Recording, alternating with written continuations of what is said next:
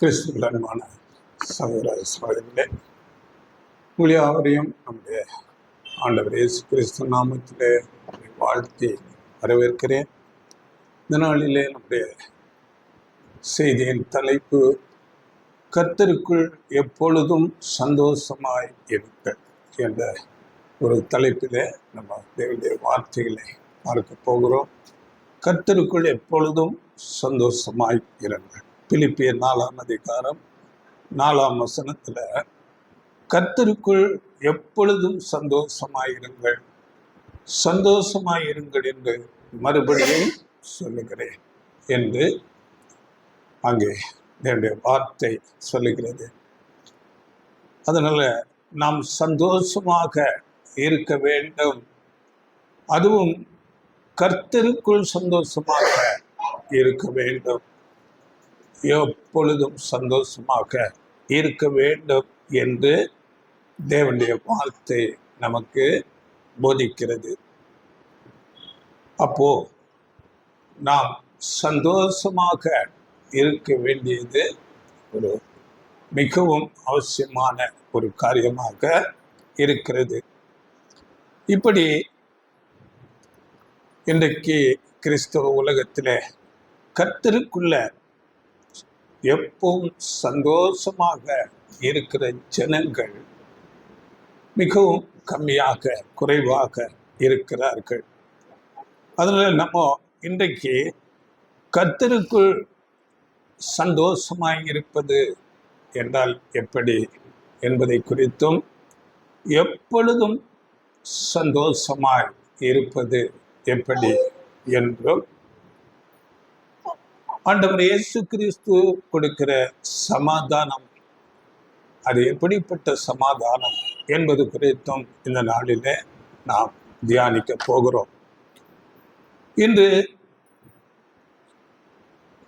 பெரும்பாலான கிறிஸ்தவர்கள் இந்த சந்தோஷத்தை எப்படி அதை புரிந்து கொள்ளுகிறார்கள் என்றால், பலவிதமான இசை கருவிகளுடன் பெரிய ட்ரம்ஸ் எல்லாம் அடித்து வேகமாக பாடி பலவிதமான கலர் லைட்டுகளுடன் அங்கே ஆடி பாடி சந்தோஷப்படுவதுதான் கர்த்தருக்குள் சந்தோஷமாக இருப்பது என்று நினைக்கிறார்கள். அந்த ஆடல் பாடல் அப்படிப்பட்ட ஒரு வேகமான ட்ரம்ஸ் எல்லாம் அடித்து அப்படிப்பட்ட சூழ்நிலையில தான் சில சபைகளில அந்நிய பாஷைகள் அங்கே பேசப்படுகின்றன. இதுதான் கர்த்தருக்குள் சந்தோஷமாக இருப்பது என்று அநேகர் நினைக்கிறார்கள். ஆனால் இதெல்லாம் ஒரு உணர்வு தூண்டப்பட்ட நிலையில உண்டாகிற ஒரு சந்தோஷம். இதே சந்தோஷம் உலக பிரகாரமான ஜனங்களிடத்திலே கூட அங்கே பலவிதமான இசை கருவிகளை இசைத்து உலக பிரகாரமான பாடல்களை பாடி கலர் விளக்குகள் போட்டு அங்கே பாடும்போது அவர்களுக்கும் அந்த உணர்வு தூண்டப்பட்டு அப்படிப்பட்டதான மகிழ்ச்சி ஏற்படுகிறது. இது ஒரு செயற்கையானது, நிலையாக இருக்காது. எப்பொழுதும் சந்தோஷமாக இருக்க முடியாது. அப்படிப்பட்ட அந்த ஒரு சூழ்நிலை, ஆடல் பாடல் வேகமாக ட்ரம்ஸ் நல்ல மியூசிக்கெல்லாம் அடிக்கும் போது ஏற்படுகிற அந்த சூழ்நிலை நிமித்தம் வருகிற ஒரு சந்தோஷம். இப்படி உலகத்தார் அந்த சந்தோஷத்தை அனுபவிக்கிறது போலவே இன்றைக்கு கிறிஸ்தவர்களும் அநேகர் அப்படிப்பட்டதான விளக்கு இசை பாடல் ஆடல் என்று அதையே கர்த்தருக்குள் சந்தோஷமாக இருப்பதாக நினைத்து கொண்டு இருக்கிறார்கள். ஆனால் இங்கு வேதவசனம் சொல்லுவது கர்த்தருக்குள் சந்தோஷமாயிருங்கள் கர்த்தருக்குள் எப்பொழுதும் சந்தோஷமாய் இருக்கு. அந்த காரியங்கள் எப்பொழுதும் சந்தோஷமாக இருக்க முடியாது. அப்படிப்பட்டதான பாடல்கள், நல்ல இசை கருவிகளை இசைத்து அப்படிப்பட்ட சூழ்நிலையில மாத்திரம் அந்த ஒரு சந்தோஷம் இருக்கும். இங்கே அப்போஸ்தலர் பவுல் இந்த தேவனுடைய வார்த்தையை நிருபமாக பிலிப்பி சபைக்கு எழுதும் போது அப்போஸ்தலர் பவுல் அங்கே ரோமாபுரியில் உள்ள ஒரு சிறைச்சாலையிலே இருந்து இந்த பிலிப்பி சபைக்கு இந்த கடிதத்தை எழுதுகிறார். பாருங்கள், சிறைச்சாலையில இருந்து எழுதுகிறார், சந்தோஷமாயிருங்கள். அதனால் அவருக்கு அந்த சிறைச்சாலையோ அந்த ஒரு அடக்குமுறைகளோ அவருக்கு அந்த சந்தோஷத்தை குறைத்து விட முடியவில்லை.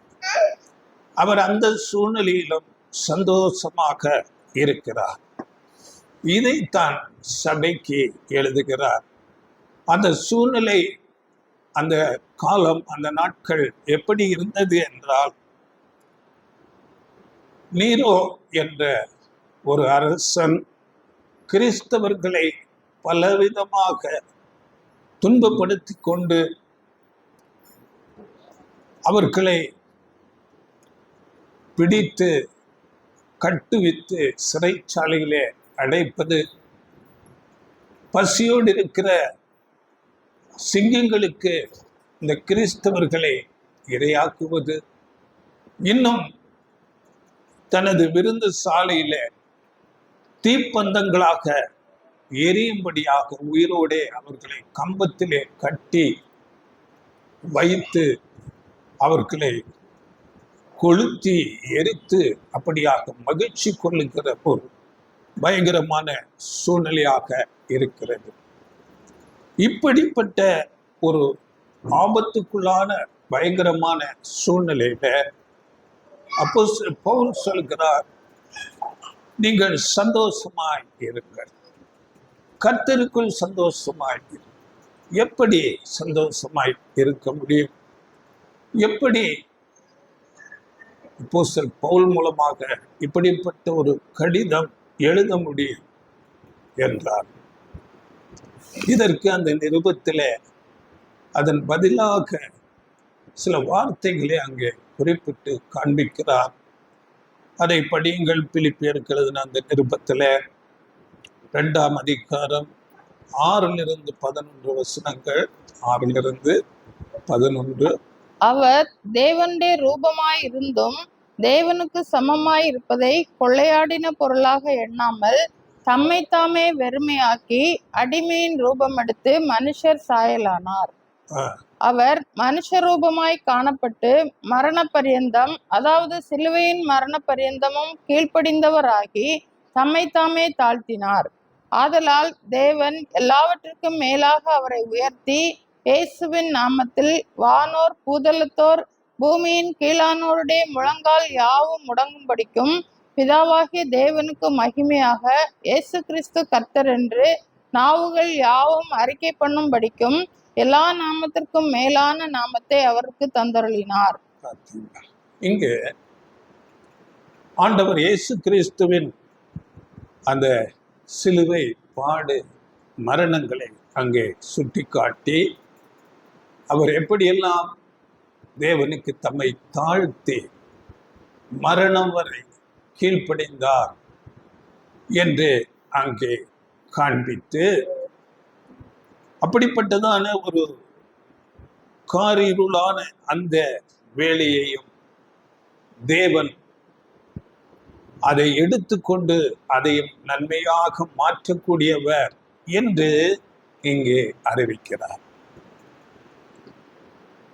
ஆண்டவர் இயேசு கிறிஸ்து சிலுவையிலே ஒப்பு கொடுக்கப்பட்டு அவர் மரித்தவராக இருந்து விடவில்லை. இப்பொழுது அவர் நம்மோடு ஜீவன் உள்ளவராய் நம்மோடு கூட இருக்கிறார் என்று அவர்களுக்கு உற்சாகப்படுத்துகிறார். அதனால் நமக்குள்ள இப்போ இருக்கிற எல்லா பாடுகளும் கூட சந்தோஷத்துக்காக என்றும், இந்த என்னுடைய சிறையிருப்பு கூட என்னை எந்த விதமான பாதிப்புக்கும் உள்ளாக்கவில்லை என்றும், தேவன் இந்த மரணத்தை விட வலிமை உள்ளவர் என்பதனால் ஒரு கிறிஸ்தவனின் சந்தோஷத்தை எதை கொண்டும் அழிக்க முடியாது. தேவனுக்கென்று, ஆண்டவர் இயேசு கிறிஸ்துவுக்கென்று மரிக்கிறவர்கள் மிகுந்த சந்தோஷப்படுங்கள். உபத்திரவப்பட்டால் அது நம்முடைய சந்தோஷத்துக்கானது என்று இந்த வார்த்தைகளை கொண்டு அவர் தேற்றுகிறார். அதனால பிலிப்பியர் 1:21 கூட, கிறிஸ்து எனக்கு ஜீவன், சாவு எனக்கு ஆதாரம். அதன் பொருள் என்னவென்றால், நான் வாழ்ந்தால் அது கிறிஸ்துவுக்காகவே வாழ்வேன், நான் இறந்தால் அது அவருக்கு ஆதாயம், அது நான் இறந்தால் அது எனக்கு ஆதாயம். மரணம் ஆதாயம் என்று சொல்லுகிறார். நான் மரிப்பது கூட எனக்கு ஆதாயமே என்று பவுல் சொல்லுகிறார். அதனால நீங்கள் சந்தோஷமாய் இருங்கள். எப்படிப்பட்ட சூழ்நிலை வந்தாலும் அந்த சந்தோஷத்தை நம்மை விட்டு எடுக்க முடியாது என்று இன்னும் ஒரு நிருபத்தில் கூட, ரோமர் கழுதின நிருபத்தில் இப்படியாக பேசுகிறார். ரோமர்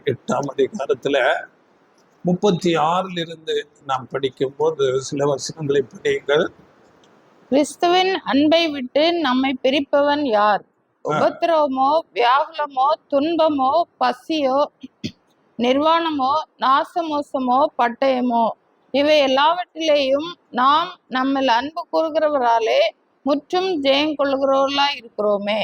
மரணம் ஆனாலும், ஜீவன் ஆனாலும், தேவதூதர்கள் ஆனாலும், அதிகாரங்கள் ஆனாலும், வல்லமைகள் ஆனாலும், நிகழ் காரியங்கள் ஆனாலும், வருங்காரியங்கள் ஆனாலும், உயர்வானாலும், தாழ்வானாலும், வேறெந்த சிருஷ்டி ஆனாலும், நம்முடைய கர்த்தராகிய கிறிஸ்து இயேசுவில் உள்ள தேவனுடைய அன்பை விட்டு நம்மை பிரிக்க மாட்டாதென்று நிச்சயித்திருக்கிறேன். ஏதுவானாலும், அது மரணமோ, துக்கமோ, எப்படிப்பட்ட சூழ்நிலை ஆனாலும், பசி, வியாதி, உபத்திரவம், பட்டயம், நிர்வாணம், எதுவும் நம்முடைய கர்த்தர் இயேசு கிறிஸ்து மேலுள்ள அன்பை விட்டு நம்மை பிரிக்க மாட்டார்கள். அப்படிப்பட்ட ஒரு அன்பு நமக்கு ஆண்டவர் இயேசு கிறிஸ்து மூலமாக கொடுக்கப்பட்டிருக்கிறது. அதனால எப்படிப்பட்ட சூழ்நிலை வந்தாலும் நாம் ஆண்டவர் இயேசு கிறிஸ்துவின் அன்பை விட்டு நம்மை பிரிக்க முடியாது என்று சொல்லுகிறார். இதுதான் கர்த்தருக்குள் சந்தோஷமாய் இருப்பது. கர்த்தருக்குள்ளான சந்தோஷம் என்பது கர்த்தருக்குள் எப்பொழுதும் சந்தோஷமாக இருப்பது என்பதும் ஒரு அறிவுபூர்வமாக, நாம் அறிவுபூர்வமாக எது தேவனுக்கு பிரியமானது, எது சத்தியம் என்று உணர்ந்து கொண்டு தேவனுக்கு பிரியமானபடி வாழ்ந்து தேவனோடு நாம் அதிகமாக நெருங்கி சேரும்போது வருகிற சந்தோஷம்தான் கர்த்தருக்குள் சந்தோஷமாய் இருப்பது. இந்த சந்தோஷம் எப்பொழுதும் நம்மோடு கூட இருக்கு. நாம் எப்பொழுதும் கர்த்தருக்குள் நெருங்கி சேருகிறவர்களாக இருந்தால் அந்த சந்தோஷம் நம்மை விட்டு எடுக்கப்படவே முடியாது. எப்பொழுது நாம் சந்தோஷமாக இருக்கும். ஆனால் இந்த சந்தோஷத்தை இன்றைக்கு அநேக கிறிஸ்தவர்கள் அறிந்து கொள்ளாதபடி சாத்தான் இந்த கிறிஸ்தவர்களை முடிந்த அளவு தேவனை அறிகிற அறிவுக்கு வரவிடாதபடி, சத்தியத்தை அறிகிற அறிவுக்கு வரவிடாதபடி அவன் தடுத்து இந்த உலக பிரகாரமான சந்தோஷத்தை கொடுக்கிறது போல, எப்படி உலக பிரகாரமான ஜனங்கள் அங்கே இசை கருவிகளை இசைத்து ஆடி பாடி மகிழ்ச்சி அடைகிறார்களோ, அப்படியே கிறிஸ்தவர்களும் இசை கருவிகளை இசைத்து பாடல்களை பாடி அப்படியாக மகிழ்ச்சி அடைந்து தேவனை விட்டும் சத்தியத்தை விட்டும் தூரமாக கொண்டு போய் அந்த உணர்வு ஒரு தூண்டப்பட்ட நிலையிலே இருக்கிற அந்த மகிழ்ச்சி, அதுதான் நாம் கர்த்தருக்குள்ளாக மகிழ்ச்சி அடைவது என்று ஒரு தவறான தோற்றத்தை உருவாக்கி கொண்டு ஜனங்களை ஏமாற்றி வஞ்சித்து கொண்டு இருக்கிறார். இதை இன்றைக்கு அநேக கிறிஸ்தவர்கள் புரியாதவர்களாக அதை விரும்பி அங்கேதான் அநேக ஜனங்கள் கூட்டம் கூட்டமாக போய்கொண்டு இருக்கிறார். அது ஒரு மகிழ்ச்சியை ஏற்படுத்துகிற காரியம்தான். அது உலகத்தாருக்கு ஏற்படுவது போல வருகிற ஒரு மகிழ்ச்சி. இது உண்மையான கர்த்தருக்குள்ளான ஒரு சந்தோஷம் அல்ல. அது ஒரு செயற்கையானது, நிரந்தரம் இல்லாதது. இது அந்த மகிழ்ச்சி தேவனோடு நெருங்கி சேர்வதற்கு எந்த ஒரு உதவியும் செய்யாது. அந்த சூழ்நிலை, அந்த ஆடி பாடி அந்த இசை கருவிகளை இசைக்கும் போது வருகிற ஒரு சந்தோஷம் பாருங்கள். நம்முடைய குருநாதராகிய ஆண்டவர் இயேசு கிறிஸ்துவின் சந்தோஷம் எப்படி இருந்தது என்று நாம் பார்க்கும்போது, ஆண்டவர் இயேசு கிறிஸ்துவுக்கு இருந்த 12 சீசர்களில மெஜாரிட்டி சீசர்கள் சாதாரண மீன்பிடி தொழிலை செய்கிறவர்கள். அவர்கள் ஆண்டவர் இயேசு கிறிஸ்துவின் வார்த்தைகளை அவர்கள் உணர்ந்து கொண்டு ஆண்டவர் இயேசு கிறிஸ்துவை மேசையா என்று ஏற்றுக்கொண்டு விசுவாசித்து அவர் பேசிய சத்தியங்களை அவர்கள் உணர்ந்து கொண்டு ஏற்றுக்கொள்ளும் போது அதுவே ஆண்டவர் இயேசு கிறிஸ்துவுக்கு ஒரு களி கூறுதலாக, ஒரு மகிழ்ச்சியாக இருந்ததாக பரிசுத்த வேதம் நமக்கு சொல்லுகிறது. படியுங்கள். மத்தேயுல லூக்கால 10ஆம் அதிகாரம் 21ஆம் வசனம். அந்த வேளையில் இயேசு ஆவியிலே களி கூர்ந்து, பிதாவே, வானத்துக்கும் பூமிக்கும் ஆண்டவரே, இவைகளை நீர் ஞானிகளுக்கும் கல்விமான்களுக்கும் மறைத்து பாலகருக்கு வெளிப்படுத்தினபடியால் உம்மை ஸ்தோத்தரிக்கிறேன். பார்த்தீங்களா? அந்த வசனம் ஆவியிலே களி கூர்ந்து ஆண்டவர் இயேசு கிறிஸ்து அப்படியாக சந்தோஷப்படுகிறார். பாலகருக்கு வெளிப்படுத்தினபடியானால் ஸ்தோத்திரம், இது உம்முடைய திருவுளத்துக்கு ஏற்றதா இருக்கிறது என்று சந்தோஷப்படுகிறார்.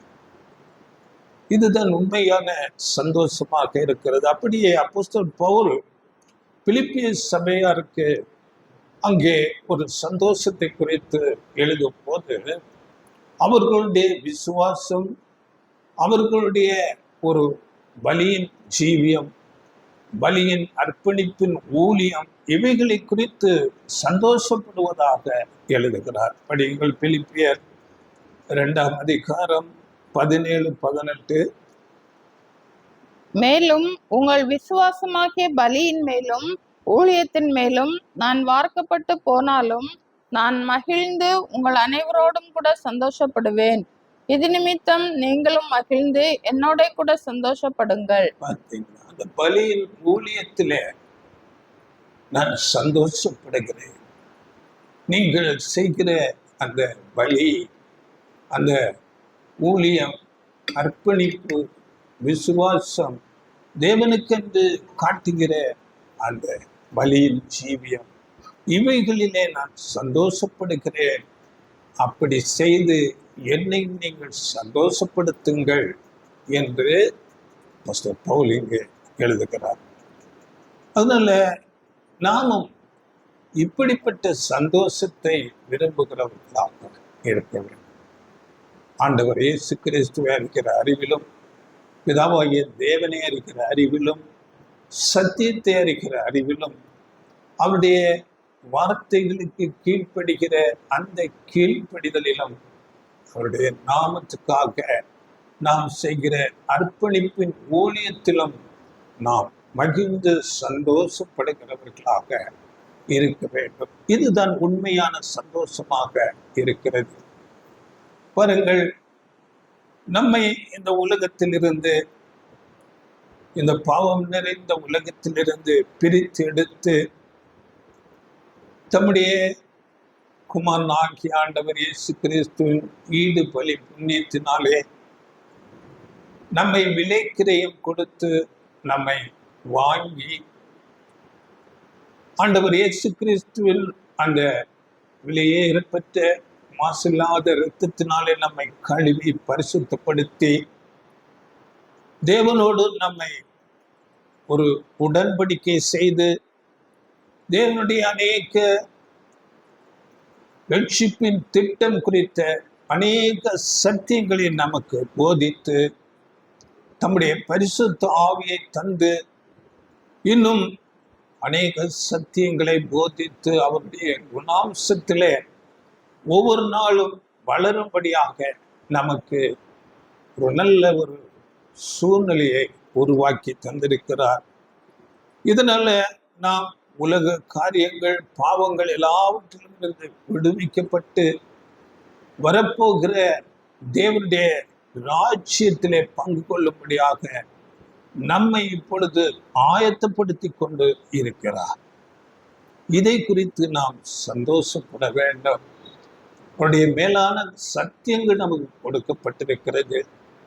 மேலான ஒரு ரட்சிப்பின் திட்டத்திலே நம்மையும் பங்கு கொள்ள அழைத்திருக்கிறார்.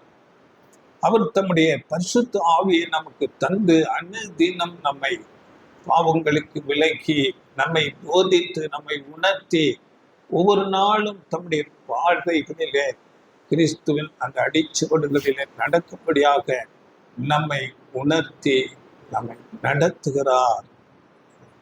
இவைகளில் நாம் சந்தோஷப்படுகிறவர்களாக இருக்கிறோம். சங்கீதங்களின் புஸ்தகத்திலே 5ஆம் அதிகாரம் 11ஆம் வசனம் இப்படி சொல்லப்பட்டிருக்கு. படியுங்கள். சங்கீதம் 5:11. உம்மை நம்புகிறவர்கள் யாவரும் சந்தோஷித்து என்னாலும் கம்பீரிப்பார்களாக. நீர் அவர்களை காப்பாற்றுவீர். உம்முடைய நாமத்தை நேசிக்கிறவர்கள் உம்மில் களி கூறுவார்களாக. பார்த்தீங்களா? அவருடைய நாமத்தில் சந்தோஷப்பட வேண்டும். உம்மை நம்புகிறவர்கள் யாவரும் சந்தோஷித்து என்னாலும் கம்பீரிப்பார்கள். அதுதான் உண்மையான சந்தோஷம். உம்முடைய நாமத்தை நேசிக்கிறவர்கள் உம்மிலே களி கூறுவார்கள். இதுதான் எப்பொழுதும் இருக்கிற ஒரு சந்தோஷம். இதை குறித்து தான் இங்கே வேதம் சொல்லுகிறது. அப்படியே நம்மை இந்த சுவிசேஷ யுகத்திலே அழைத்து நம்மை இப்பொழுதே ஆயத்தப்படுத்துகிறார். எதற்கென்றால் வரப்போகிற தேவனுடைய ராஜ்யத்தில 1000 வருட அரசாட்சியில உலக மக்கள் எல்லாரும் மரணத்திலிருந்து, ஆதாமிலிருந்து மரித்த எல்லா ஜனங்களும் உயிர் தெளிந்து வந்து நீதியை கற்றுக்கொண்டு சமாதானத்தோடும் நீதியோடும் அங்கே வாழப்போகிறார்கள். அந்த உலகத்திலே தேவனுடைய ராஜ்யத்திலே 1000 வருட அரசாட்சியிலே அங்கே வியாதி இல்லை, அங்கே அநீதி இல்லை, அங்கே எந்த விதமான ஒரு ஏற்றத்தாழ்வு இல்லை. எல்லாரும் ஈக்குவாலிட்டியாக இருப்பார்கள். இன்னைக்கு ஒருவர் பல தலைமுறைகளுக்கு சேர்த்து வைத்திருக்கிறார். சிலர் அன்றாடம் புசிப்பதற்கே கஷ்டமான சூழ்நிலைகளிலே இருக்கிறார்கள். இப்படிப்பட்ட சூழ்நிலைகள் இருக்காது. அங்கே துக்கமில்லை, கண்ணீர் இல்லை.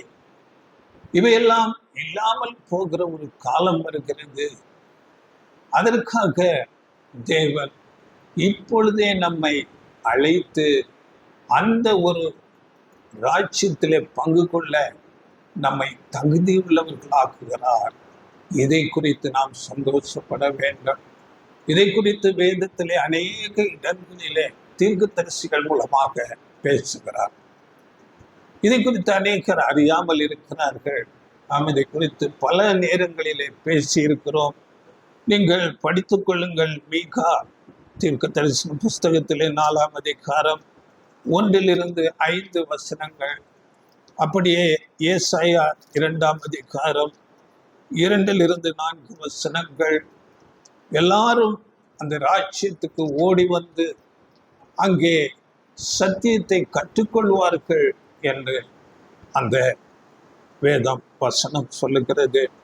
அப்படியே ஏசாயா 26:9 உம்முடைய நியாய தீர்ப்புகள் இந்த பூமியிலே நடக்கும்போது பூச்சக்கரத்து குடிகள் நீதியை கற்றுக்கொள்வார்கள் என்று அந்த தீர்க்க தரிசன வசனம் சொல்லுகிறது.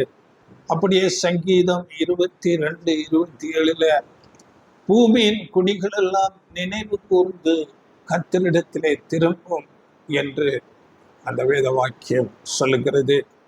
அப்படியே இந்த வசனம் படிங்கள். ஏசாயா 35ஆம் அதிகாரத்துல முழுவதுமாக அந்த தேவனுடைய ராஜ்யம் பற்றி காரியங்கள் பேசப்பட்டிருக்கிறது. படித்துக் கொள்ளுங்கள். அதிலே 4-5 வசனங்கள் மாத்திரம் படியுங்கள். மனம் பதறுகிறவர்களை பார்த்து நீங்கள் பயப்படாதிருங்கள், திடன் கொள்ளுங்கள். இதோ உங்கள் தேவன் நீதியை சரிக்கட்டவும் உங்கள் தேவன் பதிலளிக்கவும் வருவார். அவர் வந்து உங்களை ரட்சிப்பார் என்று சொல்லுங்கள். அப்பொழுது குருடரின் கண்கள் திறக்கப்பட்டு செவிடரின் செவிகள் திறவுண்டு போம். அப்படிப்பட்ட காலம் வருது என்று சொல்லி தேற்றுங்கள் என்று வசனம். குருடரின் கண்கள் திறக்கப்படும், செவிடரின் செவிகள் திறக்கப்படும். இன்றைக்கு எவ்வளவாக நாம் சத்தியத்தை எடுத்து போதித்தாலும் அவர்கள் காதுகள் கேட்காதவைகளாக மந்தமாக இருக்கிறது, கண்கள் காணாதவைகளாக இருக்கிறது.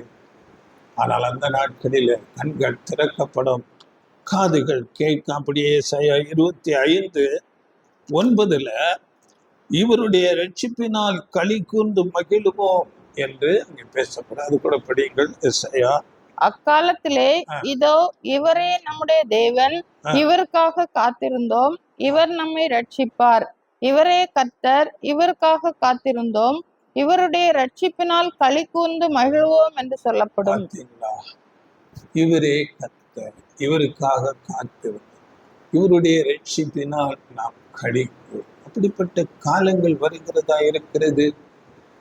இப்படிப்பட்ட காரியங்களை குறித்து, இந்த காலங்கள் வருகிறது என்பதை குறித்து நாம் எவ்வளவாக மகிழ்ச்சி அடைய வேண்டும். இந்த நாட்களிலே அநேக ஜனங்கள் பல விதமான குறைவுகளோடு, வியாதிகளோடு, அநீதி இழைக்கப்பட்டவர்களாக வாழ்ந்து கொண்டிருக்கிறார்கள். அவையெல்லாம் இல்லாமல் போகிற காலம் வருகிறது. இதை நாம் அறிந்து உணர்ந்து கொள்வதனால் ஒரு மகிழ்ச்சி உண்டாகும். இதுதான் கர்த்தருக்குள் மகிழ்ச்சியாக இருப்பது. ஆனால் பாருங்கள், இன்றைக்கு ஆவிக்குரிய சபைகள் என்று சொல்லப்படுகிற சபைகளில் அவர்கள் இப்படிப்பட்ட ஒரு சத்தியத்தை அறியாதவர்களாக இருக்கிறார்கள். அவர்கள் அந்நிய பாஷைகளை பேசுவார்கள், அற்புத அடையாளங்களை செய்கிறவர்களாக இருப்பார்கள். ஆனால் இப்படிப்பட்ட ஒரு 1000 வருட அரசாட்சி, தேவனுடைய ராஜ்யம், அதிலே இந்த உலகத்து ஜனங்கள் எல்லாரும் உயிர்த்தெழுந்து வந்து தேவனுடைய அன்பை ருசிப்பார்கள், நீதியை கற்றுக்கொள்வார்கள் என்று அறியாதவர்களாக, இந்த தீர்க்க தரிசனங்களை உணராதவர்களாக இருக்கிறார்கள். இதை குறித்து நாம் பேசினால் கூட அதை ஏற்றுக்கொள்ள அவர்களுக்கு மனதில்லாமல் இருக்கிறார்கள்.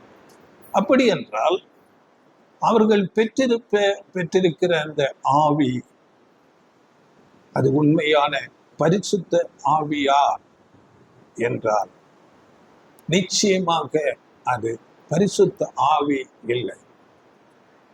தேவனுடைய பரிசுத்த ஆவி என்றால் இந்த உண்மையான சத்தியங்கள் அவர்கள் அறிந்திருப்பார்களே, இந்த சத்தியங்களை ஏற்றுக்கொள்வார்களே, இந்த சத்தியங்களுக்கு கீழ்ப்படிவார்களே,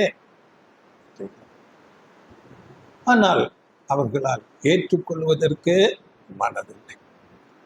ஆனால் தேவனுடைய வார்த்தைகள் என்ன சொல்லுகிறது என்று புரிந்து கொண்டு அதற்கு கீழ்ப்படிந்தால்தான் நாம் ஆண்டவர் இயேசு கிறிஸ்துவை நேசிப்பதும் தேவனை நேசிப்பதுமாக இருக்கிறது. தேவனுடைய வார்த்தை சொல்லுகிறது, யோவான் 15ஆம் அதிகாரம் 14ஆம் வசனத்துல படிங்கள். யோவான் 15:14. நான் உங்களுக்கு கற்பிக்கிற யாவையும் நீங்கள் செய்வீர்களானால் என் சிநேகிதராய் இருப்பீர்கள். பார்த்தீங்களா? அவர் கற்பிக்கிற வார்த்தைகள், போதனைகள், அவைகளை ஏற்றுக்கொண்டு அதன்படி ஜீவித்தால் அப்பொழுதுதான் நீங்கள் என் சீசர்கள். அறியாமல் இருந்தால், தேவனுடைய சித்தம் அறியாமல், தேவனுடைய சத்தியம் அறியாமல் நாம் எப்படி கீழ்ப்படிய முடியும்? எப்படி அவருடைய சித்தம் செய்ய முடியும்? இந்த சுவிசேஷ யுகத்தின் தேவனுடைய நோக்கம் என்னவென்றால்,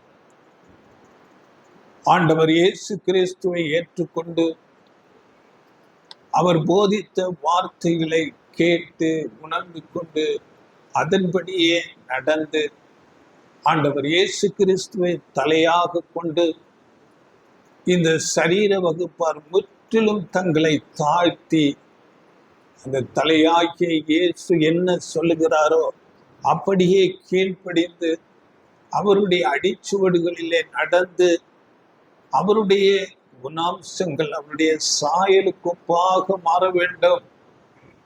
அதுதான் இந்த சுவிசேஷ யுகத்தில் சபைக்கு கொடுக்கப்பட்ட ஒரு ஆலோசனையாக இருக்கிறது. சபை அப்படி ஆக வேண்டும். ஆண்டவர் இயேசு கிறிஸ்துக்கு முற்றிலும் கீழ்ப்படைய வேண்டும். இயேசு கிறிஸ்துவை தலையாக கொண்டிருக்க வேண்டும். அவருடைய போதனைகளை நன்றாய் அறிந்து உணர்ந்து அப்படியே கீழ்ப்படைந்து அவருடைய அடிச்சுவடுகளிலே போகிறது தான் நாம் பிதாவின் சித்தம் செய்கிறவர்களாக இருக்கும். இயேசு மலை பிரசங்கத்திலே சொன்னார், பரலோகத்தில் இருக்கிற என் பிதாவின் சித்தம் செய்கிறவனே அல்லாமல் ஒருவனும் என்னிடத்திலே வருவதில்லை. கர்த்தாவே கர்த்தாவே என்று சொல்லுகிறவர்கள் அதில் பிரவேசிப்பதில்லை. அதனால் பிதாவின் சித்தம் அறிய வேண்டும். இந்த சுவிசேஷ யுகத்துல வெறும் விசுவாசம் மாத்திரம் போதாது. விசுவாசித்து ஆண்டவர் இயேசு கிறிஸ்துவின் வார்த்தைகளுக்கு அப்படியே கீழ்ப்படிய வேண்டும். கிறிஸ்துவின் சாயலுக்கு ஒப்பாக மாற வேண்டும். யோவான் 15:10 பாருங்கள், அவருடைய கற்பனைகளை கை கொண்டால் நாம் அவர் மேல் அன்பாயிருப்பதாக அங்கு பேசுகிறார். படிங்கள் யோவான் 15:10.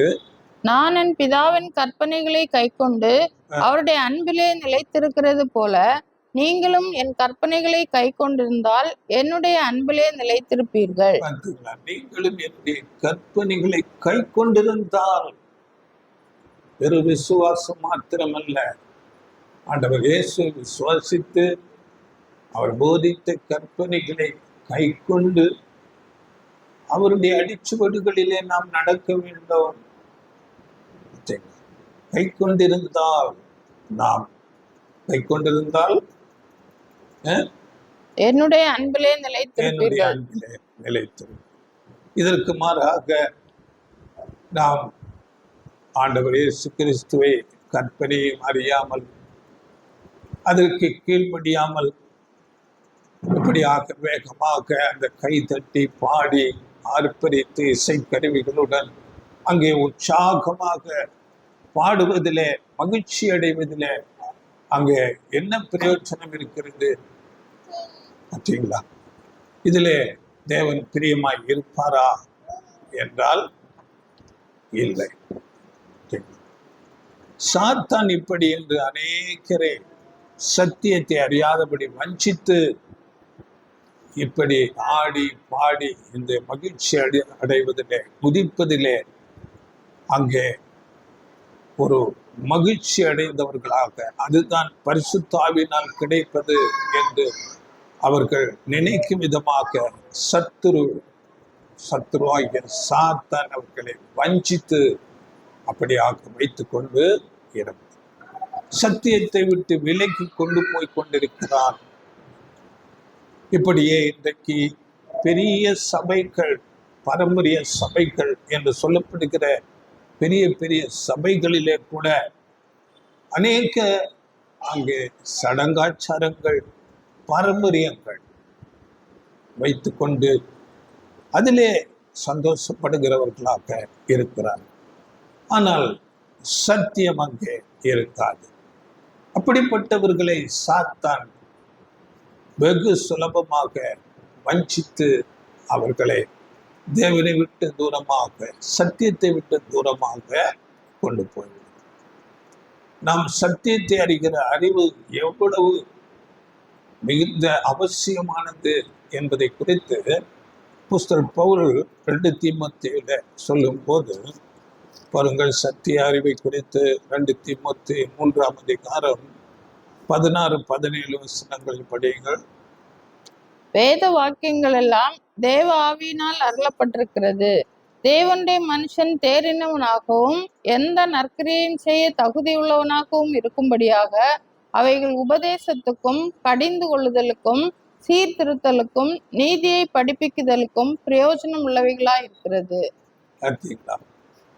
தேவனுடைய வார்த்தை சத்தியங்கள், அந்த சத்தியங்களை நாம் அறிந்து கொள்ளும் போதுதான் நாம் தேர்ந்தவர்களாக முடியும். ஆண்டவர் இயேசு கிறிஸ்துவை குறித்தும் தேவனை குறித்தும் அறிகிற அறிவை பெற்று அவரை போல ஆக வேண்டும் என்ற ஒரு உணர்வு, தேவனுக்கு பிரியமாக இருப்பது எப்படி, ஆண்டவர் இயேசு கிறிஸ்துவுக்கு பிரியமாக வாழ்வது எப்படி, அவர் நடந்தது போல எப்படி நடப்பது என்பதை நாம் அறிந்து கொள்ள முடியும். இதுக்கு சத்தியம் தேவையாக இருக்கிறது. அப்படியே சத்தியத்தை அறிகிற அறிவுதான் நம்மை நற்கிரியைகளை செய்ய தகுதி உடையவர்களாக மாற்றுகிறது. ஏதாவது நாம் தவறுகளிலே இருந்தால் அது நம்மை கடிந்து கொள்ளும். அப்பொழுது நாம் அந்த தவறுகளை விட்டு அங்கே சீர்படுத்தப்படுவோம். இதற்கு சத்திய அறிவு நமக்கு மிகவும் தேவையாக இருக்கிறது. அப்பொழுதுதான் நாம் சத்தியத்தை அறிந்து தேவனுக்கு கீழ்ப்படிந்து தேவனிடமாக அதிகமாக நெருங்கி சேருகிறவர்களாக இருப்போம். நாம் எவ்வளவாக அப்படியாக நெருங்கி தேவனிடத்திலே நெருங்கி சேருகிறோமோ அவ்வளவாக நாம் கர்த்தருக்குள் சந்தோஷப்படுகிறவர்களாக இருப்போம். இந்த சத்திய அறிவு தான் நம்மை இந்த ஆவிக்குரிய வளர்ச்சிக்கும் விசுவாசத்திலே வளரவும் நமக்கு உதவி செய்கிறதா இருக்கும். சத்தியத்தை அறிக்கிற அறிவு இல்லாவிட்டால் நமக்கு விசுவாசத்திலே வளர முடியாது. ஆவிக்குரிய வளர்ச்சி நாம் பெற்றுக்கொள்ள முடியாது. இன்றைக்கு அதனால அநேகருக்கு விசுவாசம் குறைந்து போய் காணப்படுகிறது. ஆண்டவர் இயேசு கிறிஸ்து கூட சொல்லும் போது, நான் இந்த பூமிக்கு வரும்போது விசுவாசத்தை காண்பேனோ என்று சொன்னார். இப்போ 2ஆம் வருகை இந்த காலகட்டத்தில் அநேகருக்கு விசுவாசம் இல்லாமல் போகும். அதனால எபிரேயர் 11ஆம் அதிகாரத்துல 6ஆம் வசனம், தேவனுக்கு பிரியமாக இருக்க வேண்டும் என்றால் நாம் தேவனை உறுதியான ஒரு விசுவாசத்திலே பற்றி கொள்ளுகிறவர்களாக இருக்க வேண்டும் என்று பேசுகிறது. படியுங்கள். 11:6 எபிரேயர். விசுவாசம் இல்லாமல் தேவனுக்கு பிரியமாயிருப்பது கூடாத காரியம்.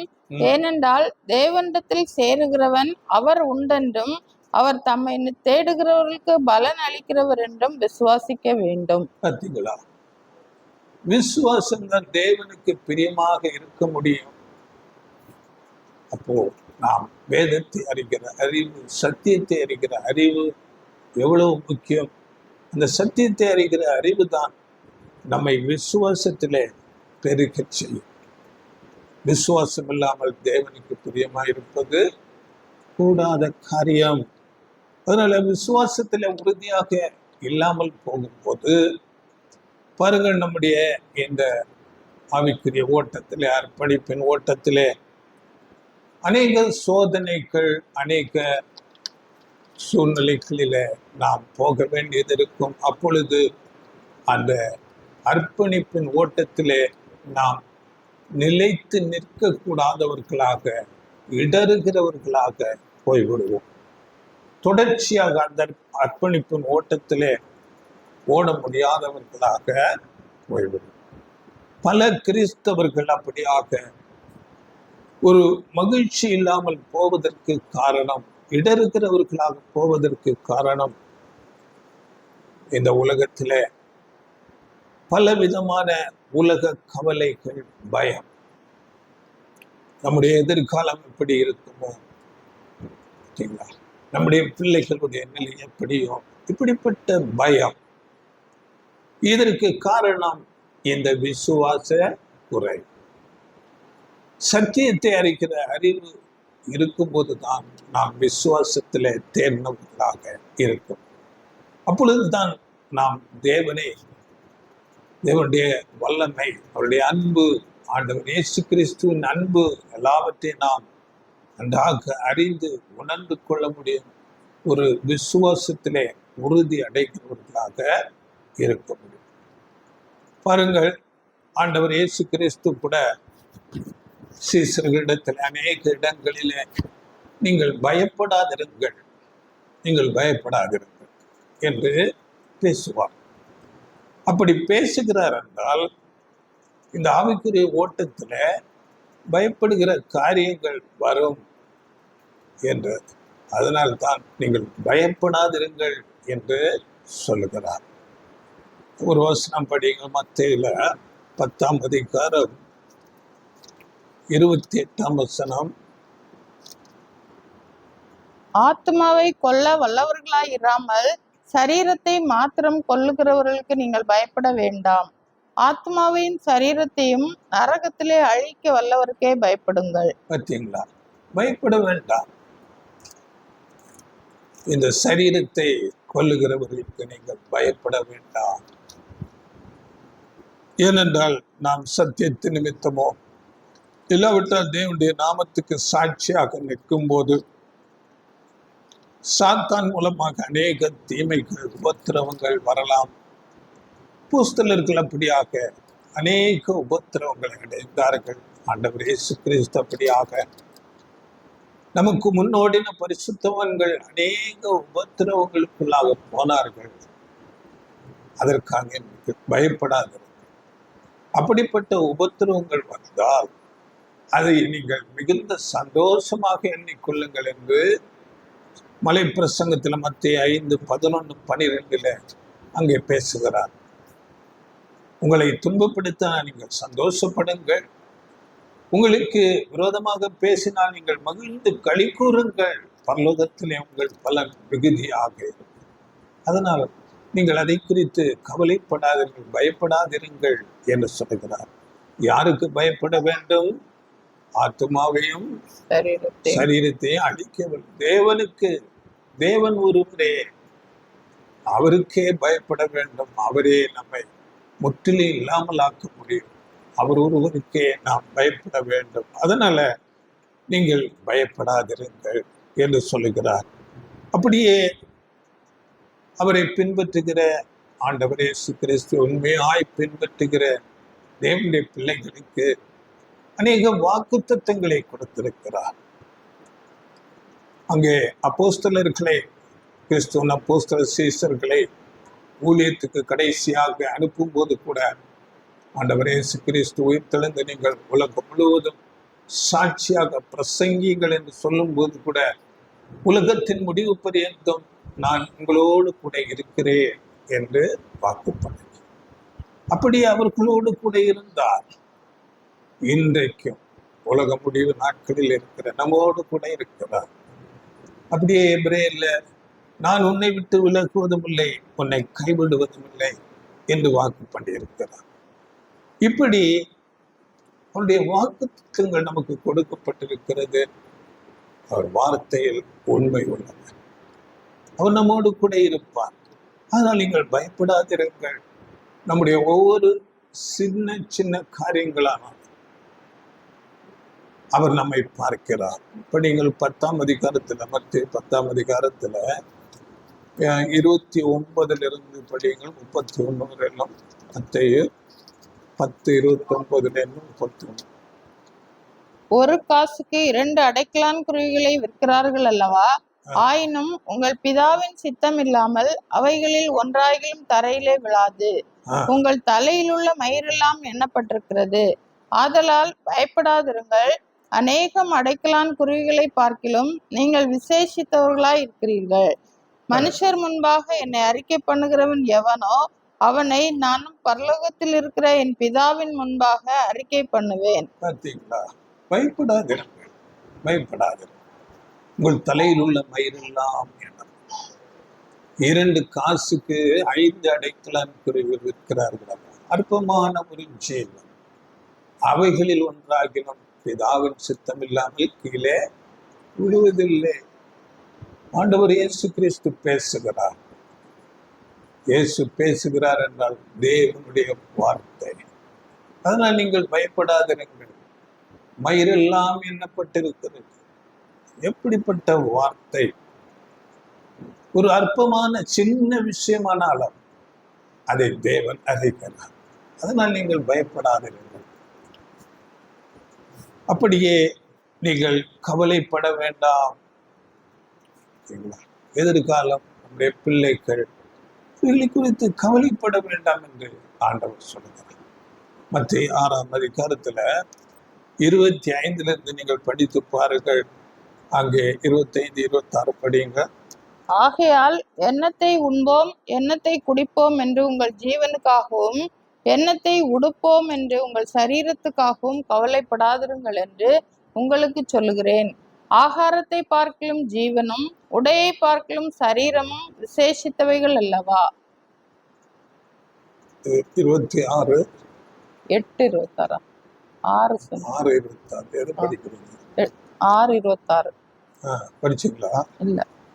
ஆகாயத்து பட்சிகளை கவனித்து பாருங்கள். அவைகள் விதைக்கிறதும் இல்லை, அறுக்கிறதும் இல்லை, களஞ்சியங்களில் சேர்த்து வைக்கிறதும் இல்லை. அவைகளையும் உங்கள் பரமபிதா பிழைப்பூட்டுகிறார். அவைகளை பார்க்கலும் நீங்கள் விசேஷித்தவர்கள் அல்லவா? ஆகாயத்து பட்சிகள், பறவைகள் இவைகளை போஷிக்கிறார். எல்லா ஜீவராசிகளையும் போஷிக்கிறார். இவைகளை பார்க்கலும் நீங்கள் விசேஷித்தவர்கள் அல்லவா? இயேசு சொல்லுகிறார். தேவனுடைய வார்த்தை சும்மா சொல்லுவாங்களா? பயப்படாதிருங்கள். அப்படியே 27 கவலைப்படுவதனாலே உங்களில் எவன் தன் சரீர அளவோடு ஒரு முளத்தை கூட்டுவான். அதை தொடர்ந்து நீங்கள் படித்து பாருங்கள். அதனால கடைசியா 30ஆம் வசனத்துல என்ன சொல்றார் படியுங்கள். அற்ப விசுவாசிகளே, இன்றைக்கு இருந்து நாளைக்கு அடுப்பிலே போடப்படும் காட்டுப்புல்லுக்கு தேவன் இவ்விதமாக உடுத்துவித்தால் உங்களுக்கு உடுத்துவிப்பது அதிக நிச்சயம் அல்லவா? அதிக நிச்சயம். காட்டு புல்லுக்கு உடுத்துவிக்கிறார், பறவைகளை போஷிக்கிறார். ஆயிரமான மிருகங்கள், காட்டு மிருகங்கள், எல்லா கடல் ஜந்துக்கள், பிராணிகள் எல்லாவற்றையும் போஷிக்கிறார். அதனால உங்களுக்கு கொடுப்பது அதிக நிச்சயம் அல்லவா? எப்படிப்பட்ட வார்த்தை பேசப்படுகிறது! அதனால் நீங்கள் கவலைப்படாதிருங்கள். இவைகள் எல்லாம் உங்களுக்கு வேண்டியவர்கள் என்று பரமபிதா அறிந்திருக்கிறார். பிதாவான தேவன் நமக்கு தேவை என்ன என்று அறிந்திருக்கிறார். கடந்த நாட்களில் கூட சிருஷ்டிப்பை குறித்து சொல்லப்பட்டது. மனுஷனை சிருஷ்டிப்பதற்கு முன்பதாகவே அவனுடைய தேவைகள் எல்லாவற்றையும் தேவன் உண்டாக்கி வைத்துக் கொண்டு ஒரு நல்ல ஒரு சூழ்நிலையில மனிதனை சிருஷ்டித்து வைத்தார். ஒரு தேவைகள் எல்லாம் முதலாவதே தேவன் அறிந்திருந்தார். அதற்காக எல்லாவற்றையும் சிருஷ்டித்து அதன் பிறகு மனுஷனை சிருஷ்டித்து அவரை அங்கே ஒரு அழகான தோட்டத்திலே வைத்தார். அதனால் உங்களுக்கு என்னது தேவை என்று அவர் அறிந்திருக்கிறார். என்று சொல்லிக்கொண்டு 33ஆம் வசனம் படிங்களா? அதுலேயே முதலாவது தேவனுடைய ராஜ்யத்தையும் அவருடைய நீதியையும் தேடுங்கள், அப்பொழுது இவைகளெல்லாம் உங்களுக்கு கூட கொடுக்கப்படும். பார்த்தீங்களா? அதனால நீங்க முதலாவது செய்ய வேண்டியது என்னவென்றால், தேவனுடைய ராஜ்யம், தேவனுடைய காரியத்துக்கு அடித்த வரப்போகிற தேவனுடைய ராஜ்யத்திலே நாம் எப்படி பங்காளிகளாக முடியும்? அதற்கேற்ற காரியங்களை நீங்கள் தேடுங்கள். இப்பொழுதே ஆண்டவர் இயேசு கிறிஸ்துவின் அந்த அடிச்சுவடுகளிலே நடந்து கிறிஸ்துவின் சாயலுக்கு ஒப்பாக நீங்கள் மாறுங்கள். இந்த கவலைப்படுகிற காரியங்கள் தேவையில்லை. அப்பொழுது இவைகள் எல்லாம் உங்களுக்கு கூட கொடுக்கப்படும். இது ஒரு வாக்குத்தத்தம், தேவன் கொடுக்கிற வார்த்தை. தேவன் வார்த்தையிலே உண்மையுள்ளவர். அதனால பயப்படாதிருங்கள் என்று ஆண்டவர் இயேசு கிறிஸ்து அவரை பின்பற்றுகிற சீசர்களை பார்த்து பேசுகிறார். ஆனால் இன்றைக்கு அநேக கிறிஸ்தவர்கள் பாருங்கள், தங்கள் படிப்பு, தங்கள் ஞானம், தங்களுடைய பணம், பதவி, அதிகாரம், இவைகளிலே அதிக நம்பிக்கை வைத்து அதற்காகவே தங்கள் முழு நேரத்தை செலவிட்டுக் கொண்டு இருக்கிறார். ஓரளவுக்கு நமக்கு நம்ம உழைப்பு நம்முடைய வாழ்க்கைக்கு தேவையானதுதான், பிரயாசப்பட வேண்டும். வேலை செய்யாதவன் சாப்பிடலாகாது என்று சொல்லப்பட்டிருக்கிறது. ஆனால் முழு நேரத்தையும் அதற்கென்றே செலவிட்டு கொண்டு நம்முடைய சக்திக்கு மிஞ்சி அதற்கு பிரயாசப்பட்டு கொண்டு அப்படி நாம் இருக்கக்கூடாது. முதலாவது தேவனுடைய காரியங்கள், தேவனுக்கு எல்லாவற்றிலும் முதலிடம்.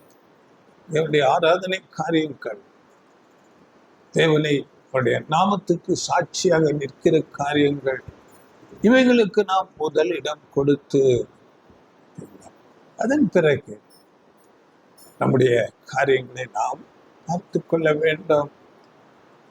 அதனால நம்முடைய சக்திக்கு மீறி போகும்போது அங்கே நம்மால் ஒன்றுமே செய்ய முடியாத நிலை வந்துவிடும். அதனால தேவன் எல்லாவற்றையும் பார்க்கிறவராய் இருக்கிறார். அதனால ஒரு வசனம் இன்றைக்கு பிரசங்கியில ஒரு வசனம் சொல்லுகிறது, படியுங்கள். பிரசங்கி 9:11. பிரசங்கி 9:11.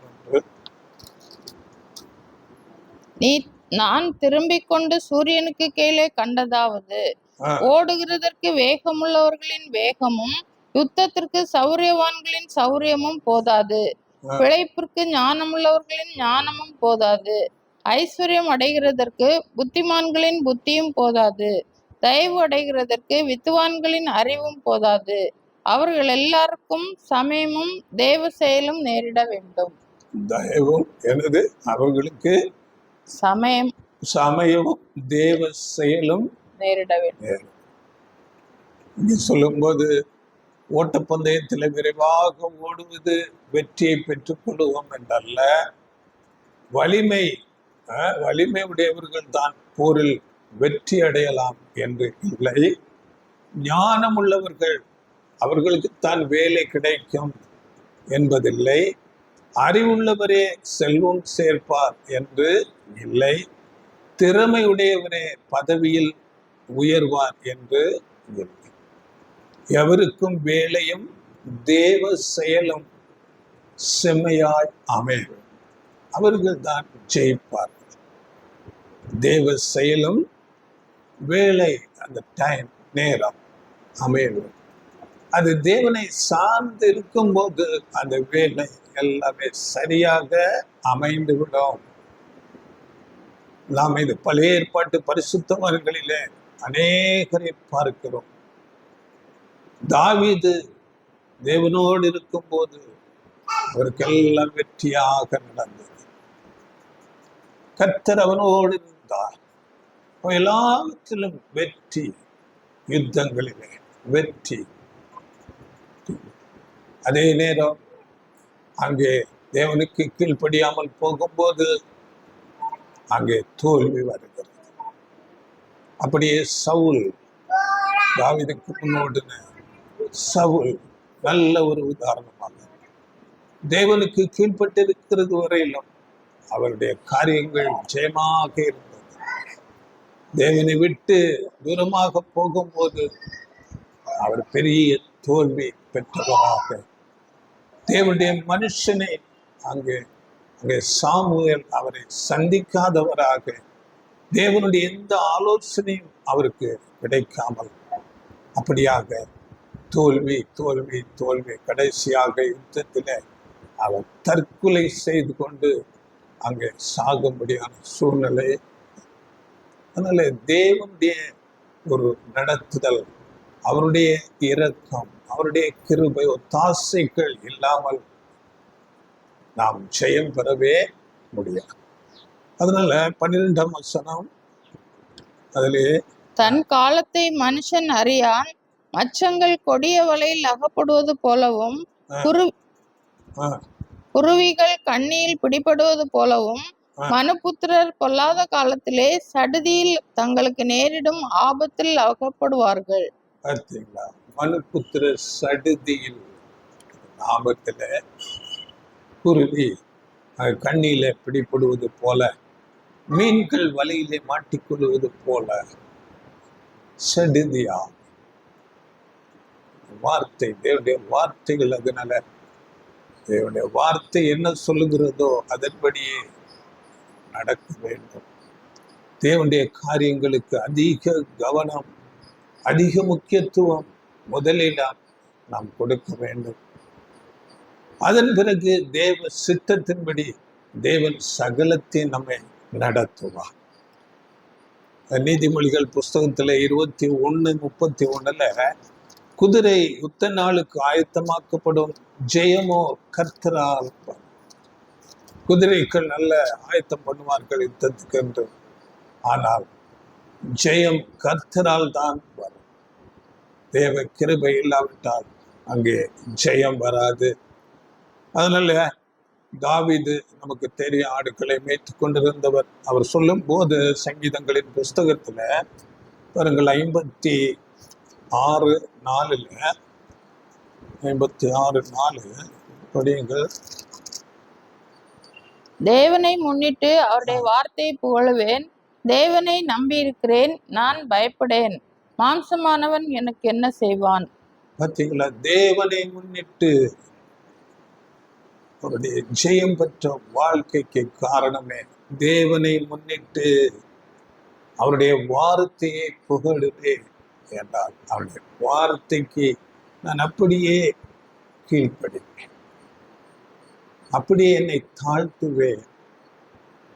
தேவனை நான் நம்பியிருக்கிறேன், நான் பயப்படேன். பயப்படாதிருங்கள். ஆண்டவர் இயேசு சொன்ன வார்த்தை இங்கே தாவீது அப்படியே நான் பயப்படேன் என்று சொல். மாம்சமானவன் எனக்கு என்ன செய்ய முடியும்? ஒன்றும் செய்ய முடியாது. தேவன் நம்முடைய பட்சத்தில் இருக்கும் போது மனுஷன் எனக்கு என்னத்தை செய்வான்? அதனால நாம் நம்முடைய வாழ்க்கை மட்டும் நம்மை நடத்தி கொண்டு வந்தார். நம்முடைய வாழ்க்கையை நாம் பின்னிட்டு பார்க்கும் போது நம்முடைய வாழ்க்கை எவ்வளவாக பாதுகாக்கப்பட்டு நடத்தி கொண்டு வந்திருக்கிறார், இதை நாம் அனுதினம் சிந்திக்க வேண்டும். நம்முடைய வாழ்க்கையின் பின்னான காலம் எப்படி இருந்தது, இவைகளை பார்த்து யோசித்து நிதானித்து நாம் நம்முடைய தேவனுக்கு எப்போதும் நன்றி செலுத்துகிறவர்களாக, அவரை துதிக்கிறவர்களாக இருக்க வேண்டும். நாம் எந்த அளவு இப்படியாக நமக்கு முன் நடந்த காரியங்களை நினைத்து தேவனை துதிக்கிறோமோ, அவருக்கு நன்றி செலுத்துகிறோமோ, நாம் நம்முடைய வாழ்க்கையில அந்த அளவு மிகுந்த மகிழ்ச்சியோடு நாம் இருப்போம். அப்போஸ்தலன் பவுல் 1 தெசலோனிக்கேயர் 5:18 பாருங்கள், எடுத்தீங்களா? எல்லாவற்றிலேயும் ஸ்தோத்திரம் செய்யுங்கள். ஆ. அப்படி செய்வதே கிறிஸ்து இயேசுவுக்குள் உங்களை குறித்து தேவனுடைய சித்தமாயிருக்கிறது. தேவனுடைய சித்தம் அது. எல்லாவற்றிலேயும் ஸ்தோத்திரம் செய்யுங்கள். இதுவே தேவனுடைய சித்தம். நம்முடைய வாழ்க்கையை நாம் பின்னிட்டு பார்த்து நம்மை நடத்தி கொண்டு வந்த எல்லா கிருபை இறக்கத்துக்காக நாம் தேவனை ஸ்தோத்தரித்து நன்றி செலுத்தி கொண்டு அப்படியாக நாம் கிறிஸ்துவில் மகிழ்ச்சி அடைகிறவர்களாக இருக்க வேண்டும். பாருங்கள், இதை நீங்கள் படித்துக் கொள்ளுங்கள். அப்போஸ்தலர்கள் ஆண்டவர் இயேசு கிறிஸ்துவை பின்பற்றி வந்த அவருடைய சீசர்கள் அவருடைய நாமத்துக்காக அநேக பாடுகளை சகித்தார்கள். ஆனாலும் அவர்கள் மிகுந்த மகிழ்ச்சியோடு அவைகளை எதிர்கொண்டார்கள். அந்த நாட்களிலே அவர்களை உபத்திரவப்படுத்தி சிறைச்சாலையிலே போட்டார்கள், கொலை செய்தார்கள், அநேக அடிகள் அடித்தார்கள். ஆனால் அந்த சூழ்நிலையிலே அவர்கள் மிகுந்த மகிழ்ச்சியோடு இருந்தார்கள் என்று வசனம் சொல்லுகிறது. இவைகளை நீங்கள் படித்துக் கொள்ளுங்கள். அப்போஸ்தலர் 5ஆம் அதிகாரத்துல 40 42 வசனங்கள். அங்கே அவர்கள் அடிபட்டு மிகுந்த சந்தோஷத்தோடு அவர்கள் தேவனுடைய வார்த்தைகளை மீண்டும் மீண்டும் சாட்சியாக பிரசங்கிக்கிறவர்களாக இருந்தார். அப்படி அப்போஸ்தலர் 16ஆம் அதிகாரத்துல 23 படித்துக் கொள்ளுங்கள். அங்கே சிறைச்சாலையிலே அவர்களை பிடித்து அடித்து தொழுமரத்திலே கட்டி வைத்திருக்கிறார்கள். அங்கே தேவனை துதித்து பாடி மிகுந்த சந்தோஷத்தோடு இருக்கிறார்கள். அதனால ஆண்டவருக்காக படுகிற பாடுகள், அது எப்படிப்பட்ட சூழ்நிலை வந்தாலும் அதிலே நாம் மகிழ்ச்சி அடைய வேண்டும். அது நம்முடைய பாக்கியமாக இருக்கிறது. இதையே நாம் செய்ய வேண்டும். இது நம்முடைய உறுதியான விசுவாசம், சத்தியத்தை அறிகிற அறிவு, இவைகளெல்லாம் இருந்தால்தான் இப்படிப்பட்ட தேவனுடைய காரியங்களிலே நாம் அதிகமாக ஈடுபட முடியும். அப்பொழுது வருகிற உபத்திரவங்களிலே நாம் சந்தோஷப்படுகிறவர்களாகவும் இருக்கும். அதனால இவைகளை செய்யும் போது நாம் எப்போதும் மகிழ்ச்சியாக இருக்கலாம். அதற்கு மாறாக நம்முடைய சுய பலத்தில், நம்ம சுய நம்பிக்கை, நம்முடைய பணமோ இல்லாவிட்டால் நம்முடைய அதிகாரமோ, நம்முடைய ஞானம், படிப்பு, இவைகளிலே நம்பிக்கை வைத்து உலக காரியங்கள் மேல அதிக ஈடுபாட்டுடன் இருந்தால், உலக காரியங்களில் அதிக நேரத்தை செலவிட்டு கொண்டு அப்படியாக இருந்தால் கண்டிப்பாக அது உலகத்திலே பெரிய கவலைகளையும் நிம்மதியற்ற ஒரு சூழ்நிலையைத்தான் கொண்டு வரும். அதனால தேவனுடைய காரியங்கள் அவருடைய நல்ல சாட்சியாக எல்லாவற்றுக்கும் முதலிடம் அவருக்கு கொடுத்து அவருடைய கட்டளைகள் கீழ்ப்படிந்து அவருக்கு பிரியமாக நாம் ஜீவிக்கும் போது, சத்தியத்தை அறிகிற அறிவிலே ஒவ்வொரு நாளும் வளரும் போது, ஆண்டவர் இயேசு கிறிஸ்துவின் அந்த குணாம்சத்திலே நாம் ஒவ்வொரு நாளும் வளர்ச்சி பெறும் போது அது நமக்கு மிகுந்த மகிழ்ச்சியை கொண்டு வருகிறதா இருக்கும். அதுதான் கர்த்தருக்குள் எப்பொழுதும் சந்தோஷமாக இருக்கக்கூடிய ஒரு காரியம். அப்போதான் நான் சந்தோஷமாக இருக்க முடியும். இதற்கு நீங்கள் அநேக வசனங்கள் நான் கொடுக்கிறேன், நீங்கள் படியுங்கள். ஒரு வசனம் மாத்திரம் படிங்க. ரோமர் 15:13, அப்படியே சங்கீதம் 74 14-16 இவைகளை படித்துக் கொள்ளுங்கள். சங்கீதம் 105 1-3 இவையெல்லாம் நீங்கள் படித்துக் கொள்ளுங்கள். இந்த ரோமர் இதை படியுங்க 15-13. பரிசுத்தாவியின் பலத்தினாலே உங்களுக்கு நம்பிக்கை பெருகும்படிக்கு நம்பிக்கையின் தேவன் விசுவாசத்தினால் உண்டாகும் எல்லாவித சந்தோஷத்தினாலும் சமாதானத்தினாலும் உங்களை நிரப்புவாராக.